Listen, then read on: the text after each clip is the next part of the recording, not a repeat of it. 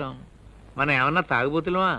అయినా మా అమ్మ వచ్చి చూసినా తెలియకుండా జీవంతో లేవులు అందించేశాను కదా. ఒరే అబ్బాయి, జీవంతో అంటున్నారేంట్రా? అబ్బాయి ఏమీ లేదే, ఒంట్లో కాస్త బలంగా ఉంటుందని జీవంతో తెచ్చుకు తాగుతున్నాం. మరి మధుకోకు చేసా తీసుకురమ్మని చెప్పే కదరా. మేం తీసుకుని మాకు బాగా పనిచేస్తే వాడికి ఇద్దామని మేము ట్రైల్ వేస్తున్నాం. అసలు ఈ మందు గుణగణాలేంట్రా? ఒకటేమిటే, ఎముకలు, నరాలు, కండరాలు పళ్ళతో సహా గట్టిపడిపోతాయి. అవును, ఎక్కువైందంటే శరీరం కొయ్యబారిపోతుంది. అబ్బో, రక్త శుద్ధి చేస్తుంది. అంటే రక్తం శుద్ధ ముక్కలాగా అవుతుంది. మనస్సు మాట నిదానంగా ఉంటాయి. కరెక్ట్. నోరు విప్పితే సంస్కృతం. కీళ్ళ నొప్పులు వాతం పటాపంచలు అయిపోతాయి. ఏంటేంటి? కీళ్ళ నొప్పులు వాతం పటాపంచలు అయిపోతాయి. పటాపంచలైపోతాయా? దొంగ సన్నాసి, మరి నాకు ఆ మాట చెప్పవేరా? నాకు నువ్వు తాగుతావా? అవునరా.